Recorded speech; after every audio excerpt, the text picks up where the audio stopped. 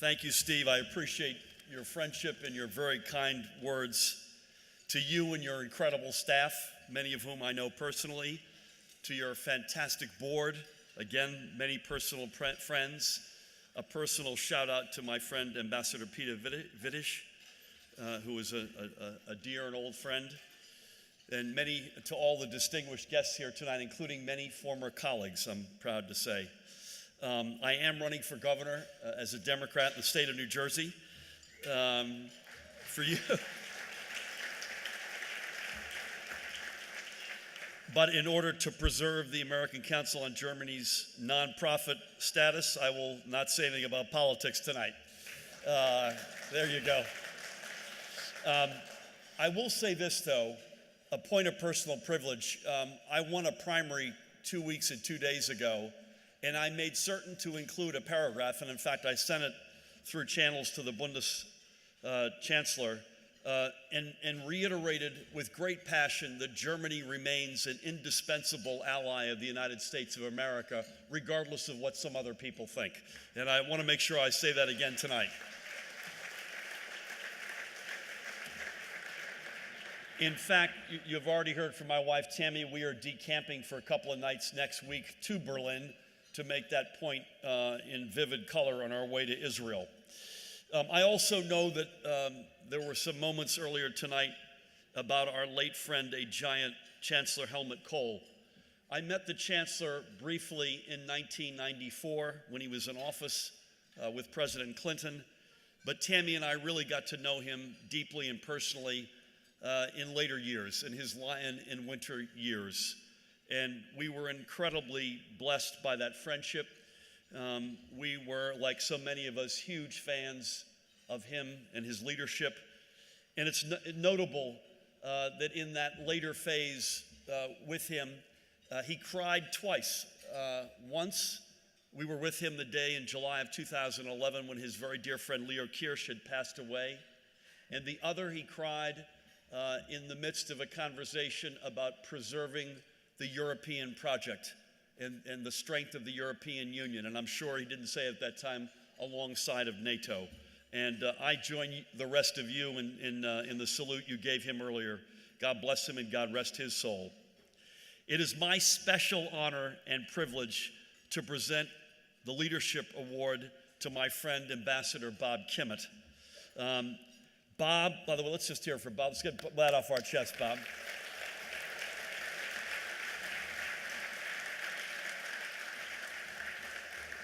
I'm here to say, by the way, that the light on the podium is not bright enough. Those of you who've been at this podium know that that's in fact not the case. Bob literally was made in Germany. Bob has said this before. I've heard him say it. He was literally made in Germany. He embodies the transatlantic relationship. I've known him for almost 25 years. And while Bob has been associated with Secretary Jim Baker and President George H.W. Bush, President George W. Bush, President Ronald Reagan, he's also a guy who has consistently in his life found common ground, bipartisan ground. And it may not be as well known, but he also served under President Carter and President Clinton, and that's when he and I first met. He has a distinguished military career.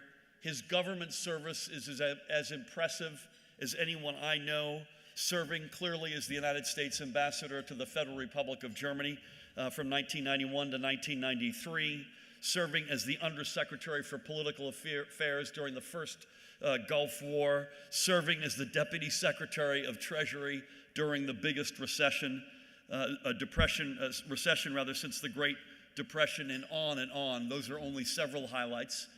His success in the private sector is as impressive, whether it be in law or on his boards or in the financial sector. His nonprofit work is second to none. Witness his over 6-year term chairing this august organization. He's an incredible dad to 5 grown children and husband to Holly Kimmitt, who's one of our favorite people in the world. I am going to bed hoping and praying every night that Bob comes back into government service.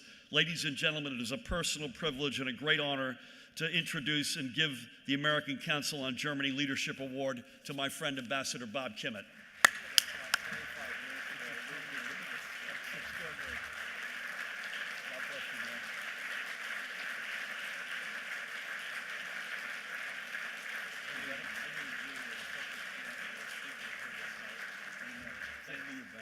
God bless you.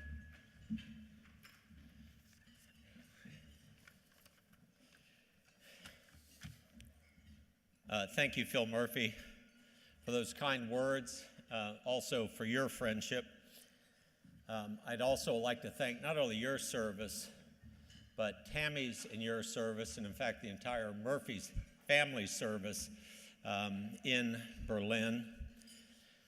Also want to thank you for one of your rare appearances outside the Garden State tonight. I very much appreciate that. I'd like to join you in thanking Steve Sokol and the dedicated staff of the American Council on Germany. To a considerable degree, I'm accepting this award on their behalf because they're the ones who do the hard work. And I'd really especially like to thank all of the attendees here tonight. Your presence is, for me, and I think I speak for the staff and board of the council, the real award to us. For those of you who have had time to read the program, you know that I'm simply a warm-up act for Wolfgang Kirsch, our German honoree tonight. And if you read it really closely, you'll find Wolfgang is being honored for achievement. I'm being honored for departure. Read into that whatever you want. Wolfgang and I first met at the Atlantikbrücke American Council on Germany Joint Conference in Berlin in September 2015. DZ Bank, DZ Bank was kind enough to host the opening dinner. Wolfgang and I had not met each other, but we sat together that evening, had an immediate bond because he gave me some wonderful insights into the German and European political situation. He asked some penetrating questions about what was going on in the United States, what was going on in the world more broadly. The DZ Bank building in Berlin, as you may know, is right between the Adlon Hotel and the American Embassy right next to the Brandenburg Gate. That was a special evening, and Wolfgang, we very much appreciate your and DZ Bank's commitment to the German-American relationship. And although it's not good luck under German circumstances, let me say congratulations to you for your award in advance.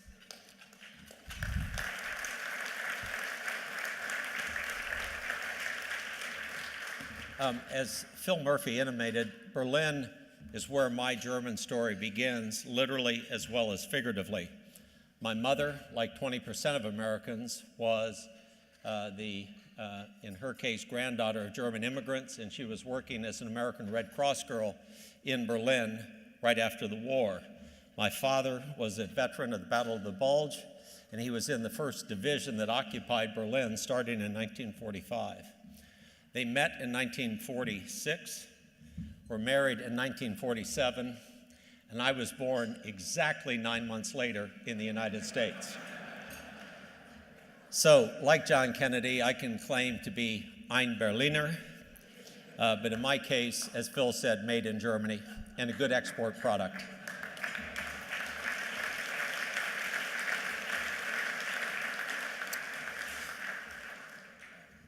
I would also note that Berlin was the location of what I considered my most remarkable evening in Germany. And it involved Helmut Kohl, whom we both remember and honor this evening. In September Kohl and I, by the way, met in 1982. I was Deputy National Security Advisor to Ronald Reagan. He had just become Chancellor. We worked together quite closely during the whole 2+4 process, actually during the Gulf War and crisis.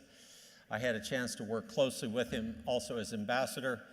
And I think a little bit like the Murphys, developed a particularly close relationship with him after he had left office, with our semi-annual meals at his favorite Italian restaurant in Berlin, where he was just probing me constantly about American politics, particularly the next generation of American leaders.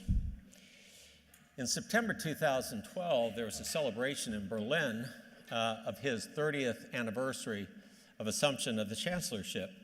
And Phil and Tammy, correct me if I'm wrong, but I think that his wife called and asked if you would host a dinner for him at your residence. And he suggested some attendees. I was very fortunate to be among those attendees because it was going to be a German conversation. And as I understood it, toward the end, he said, and by the way, might the Chancellor, Mrs. Merkel, want to come to dinner. You may recall that their relationship had not been particularly close for a number of years, but she was going to be the one hosting the celebration of his 30 years anniversary as Chancellor.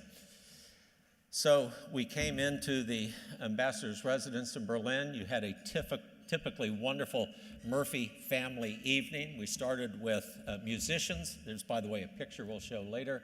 Murphy children were on their best behavior that evening.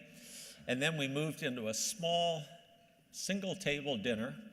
The Chancellor, Mrs. Merkel, and the former Chancellor, Mr. Kohl, were sitting across from each other.